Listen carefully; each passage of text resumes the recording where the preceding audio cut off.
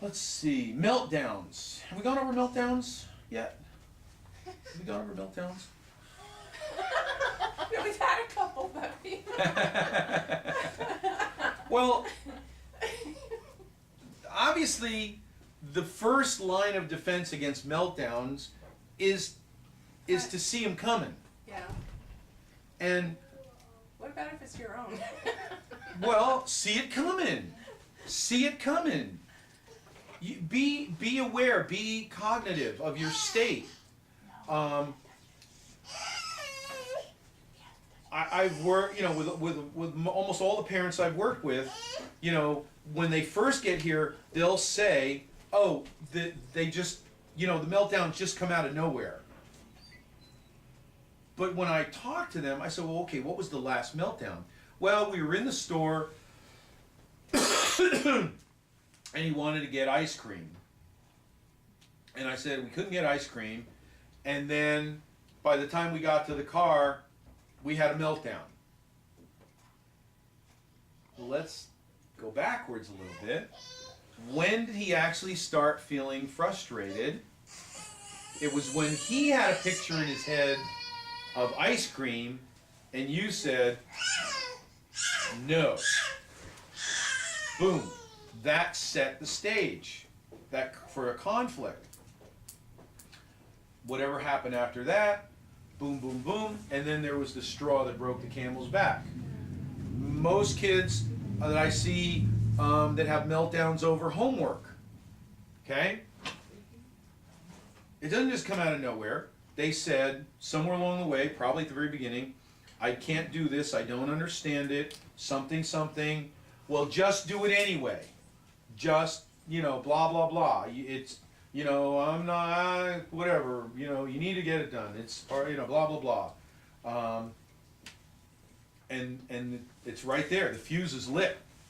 Now, it may not go for another 5 or 10 minutes, but the fuse is, and you can tell when it's lit.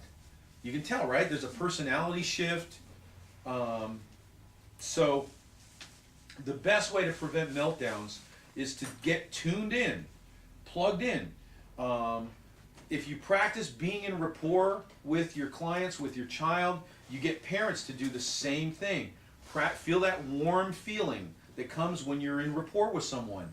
And when that suddenly disappears and they're tensing up, all right, that's like a fighter getting ready for a fight. It's coming. The fuse is lit. So we want to put that fuse out. We want to defuse it. Take a break. Back off. We ask those questions. Okay, so let's look at this again. Because something seems to be bothering us about this homework. I'm worried that maybe we don't have everything we need. Can we go over that again? Let's just back up. That's the almost the first rule. Whenever you feel that fuse is lit, back up. So let's do it. Let's back up. Let's back up a little bit. So if we put the homework aside for now, what else is happening? Where are we? Does that make sense? I know that's kind of vague and everything, but if you go back in time to before the fuse is lit, you can often defuse it before the bomb goes off. So that's going to be our first line or let's say our second line of defense. With the calendars and with giving them very doable instructions following the 80-20 rule, 80% success, 20% challenge. They're not going to be looking at us with this evil eye like, what are you going to ask me to do now? What do you got up your sleeve now? Right? If they feel like they can trust us again, that now they're hearing 10 good jobs, thank you, for every, I think we could have done better on that, or that wasn't so good, or I can't let you have that privilege because you know, it doesn't seem like you're ready for it. But it's got to get it at 10 to 1. Get it at 10 successes for every 1 failure. And that's going to build up trust. It's going to build up a lot of I don't know, brownie points or something. It's going to give you some latitude, right? You're not going to be on this really short leash.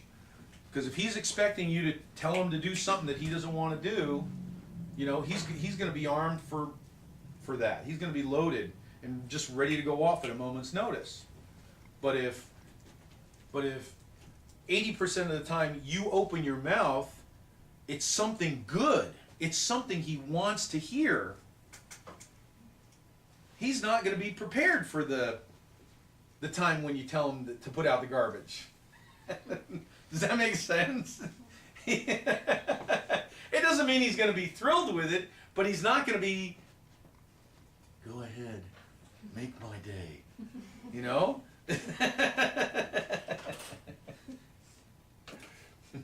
Go ahead, ask me to clean my room. Come on, I dare you.